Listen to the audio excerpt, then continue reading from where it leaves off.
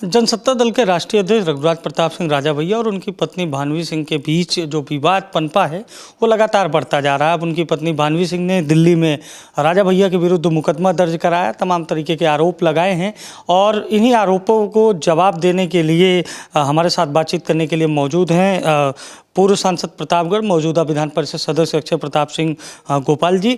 और इनके एक के बाद एक दो ट्वीट ऐसे हैं जिनसे देखा जा रहा है जवाब के रूप में। सबसे पहले आपसे जानेंगे, ये जो विवाद हुआ और जिस तरह की एफआईआर लॉन्च कराई गई है, एफआईआर में कहा गया है कि घरेलू हिंसा, मारपीट की बात, और आपने एक ट्वीट किया है कि 100 करोड़ रुपए की ज़रूरत है और इस वजह से ये सब कुछ किया जा रहा है। ये क्या है पूरा मामला? देखिए, हमने पहले भी कई बार इस पर बात रखी है कि वो मानसिक स्थिति उनकी अच्छी नहीं है और उनका पूरा जनरेशन देखा जाए तो इसके बारे में डिटेल हमने कई बार कह रखा है। हमको मानसिक स्थिति उनकी ठीक नहीं लगती, उसके साक्ष्य भी हमने तमाम दिए हैं।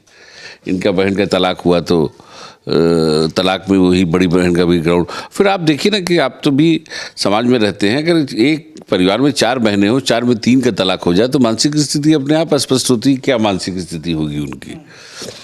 फिर तलाक का जो होता है उसमें स्पष्ट है कि किसी को गुजारा दिया जाता है, ना कि उसकी सुख सुविधाएं और तमाम चीज़ों के लिए उन्होंने जो लिखा पढ़ी में मांगा है राजा भैया से, उन्होंने महीने में 10 लाख पहले मांगा। लिखा पढ़ी में डॉक्यूमेंट्स है इसके, ऐसा नहीं हम आपसे बता रहे हैं कि इसके डॉक्यूमेंट्स भी दे सकते हैं।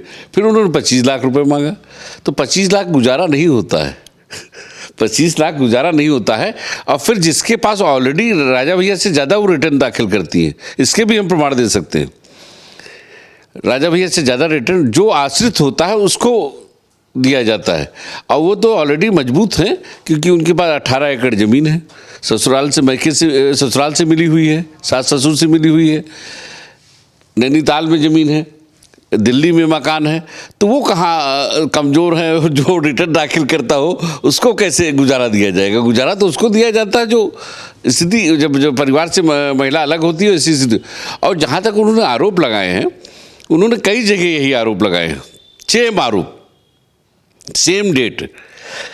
7 एक NCLT कोर्ट है जिसमें उन्होंने एफिडेविट दिया है आज से करीब 3-4 साल पहले कि साहब 7 साल से हम राजा भैया के साथ नहीं रहते हैं। 7 साल से नहीं रहती यानी कि 7 साल से जब एफिडेविट दिया, बाकायदे लिखा पढ़ी, कोई ऐसी बात नहीं कर रहा हूँ आपसे, एफिडेविट दिया है तो 7 साल 2-3 साल ये बीत गए, 7 साल तो 10 साल पहले, उसके पहले की बात इन्होंने कही है। तो 10 जब 7 साल अलग रही थी तो कहीं इन्होंने कंप्लेंट तो किया नहीं कि राजा भैया ने ऐसा किया। जब राजा भैया ने इनको तलाक दे दिया उसके बाद ये सारी, और एक तरफ तो वो कहती मीडिया में कि साहब हम जो है राजा भैया के साथ रहना चाहते हैं, लोग ऐसा।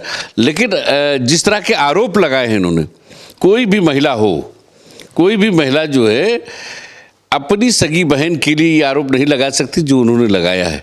उस आरोप से इनकी बहन ही नहीं प्रभावित हो रही हैं, उनके बड़े बड़े बच्चे प्रभावित हो रहे हैं। तो ये तो हद की बात हो गई। इस तरह का आरोप लगाना, उनकी बहन के बड़े बड़े बच्चे, उन्होंने उनके बारे में भी नहीं सोचा उनकी मानसिक स्थिति क्या बनेगी उनके ऊपर। और वो कह रहे हैं कि हमारी बहन जब शादीशुदा नहीं थे तब उनके संबंध थे और अब आज स्थिति यह है कि उनके बड़े बड़े बच्चे, उन पर आरोप उन्होंने लगाया। तो आदमी एक घर तो डाइन भी छोड़ देती है, एक घर तो डाइन भी छोड़ देती है, लेकिन एक घर भी उन्होंने नहीं छोड़ा। और मानसिक स्थिति की जो बात करते हैं इसका दावा आप देख लीजिए, अभी हमने ऑडियो दिया आपको, ऑडियो उनका अपनी माँ को मार रही है, वो माँ अपने माँ से संबंधित एक पोस्ट है जिसमें कहा यह जा रहा है कि उनकी बेटी करें कि हमारे नानी को और हमारे नाना के परिवार को इस विवाद में ना खींचा जाए, ना घसीटा जाए। ये अब हम क्या कहें इसके बारे में, बेटी है उसके बारे में हम कुछ नहीं बोलेंगे, हम तो उनके बारे में बोलेंगे जो हम जिनसे हम बोल सकते हैं। तो बेटी के बारे में हम कुछ नहीं बोलेंगे। ये आप उनके बारे में बात करिए जिन्होंने आपने आपको प्रमाण दिया है शख्स कि उन्होंने जब उनकी माँ जो को मारा उन्होंने, तो राजा भैया से उन्होंने गुहार मचाई कि हमें जमाई साहब बचा लीजिए। और यही नहीं, ऑडियो ही नहीं दिया हमने, हम आपको वीडियो भी देंगे अपनी माँ को चप्पल से मारते हुए।